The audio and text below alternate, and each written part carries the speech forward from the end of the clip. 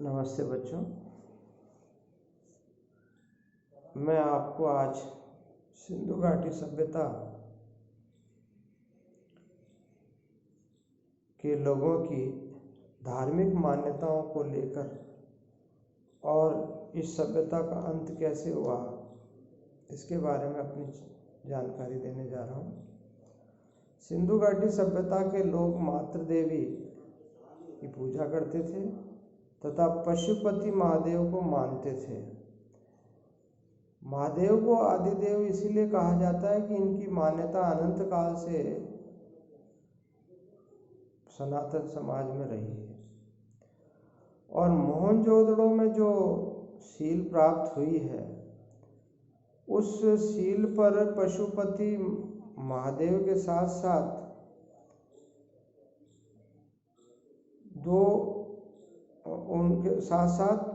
उनके सिर पर सिंह का ताज और उनके चारों तरफ जानवरों की मूर्तियां उत्कीर्ण हैं।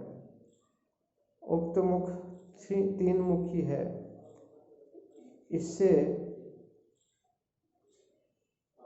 पशुपतिनाथ की मूर्ति के बारे में इतिहासकार अपने अलग अलग मत भी देते हैं। जॉन मार्शल का यह मानना है कि पशुपति महादेव शिव का ही एक रूप थे। इसके अलावा सिंधु घाटी सभ्यता में लिंग और योनि के तथ्य भी प्राप्त होते हैं।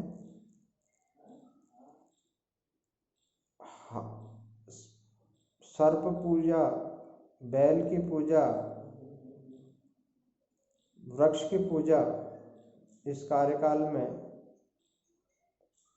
होती थी। धार्मिक आयोजनों में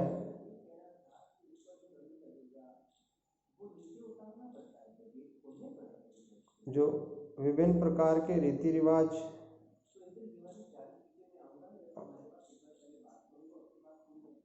स्वीकार किए जाते थे उसकी जानकारी भी जो तथ्य हैं उन पर मिलती है। इस बहुत बड़ी मात्रा में जो ताबीज मिले हैं उससे यह साबित होता है कि वो अंधविश्वास में भी विश्वास करते थे।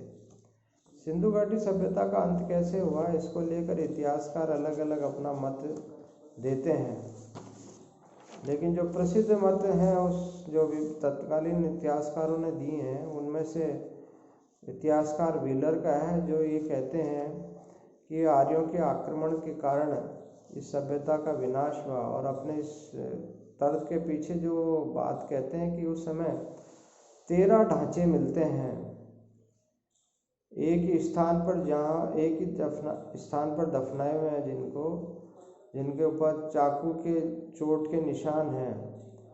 इसको अधिकांश इतिहासकार स्वीकार नहीं करते। उनका ये कहना है कि आर्य तो 1500 शताब्दी ईसा पूर्व में आए थे और सिंधु घाटी सभ्यता का जो परिपक्व काल है वो 2300 से 1750 ईस्वी का है। तो इन दोनों के मध्य जो गैप है उसको हम कैसे मान लें कि भाई आर्यों के कारण ही इस सभ्यता का विनाश हुआ।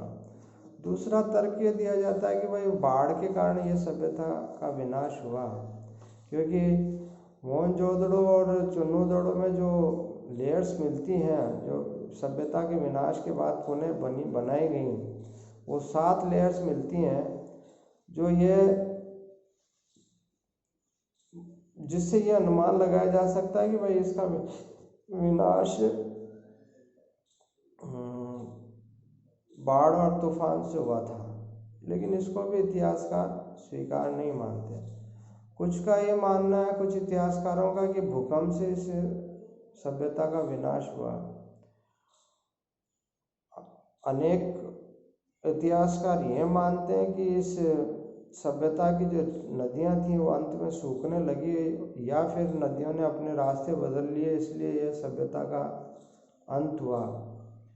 लेकिन अधिकांश जो इतिहासकार हैं वो इस बात को स्वीकार करते हैं कि पर्यावरणीय परिवर्तन के कारण, इकोलॉजिकल डिग्रेडेशन के कारण इस सभ्यता का विनाश हुआ। तो ये कुछ महत्वपूर्ण बिंदु थे जो मैंने आपको डिस्कस किए। अगले राउंड में हम वैदिक कालीन सभ्यताओं के बारे में जानकारी शेयर करेंगे। धन्यवाद।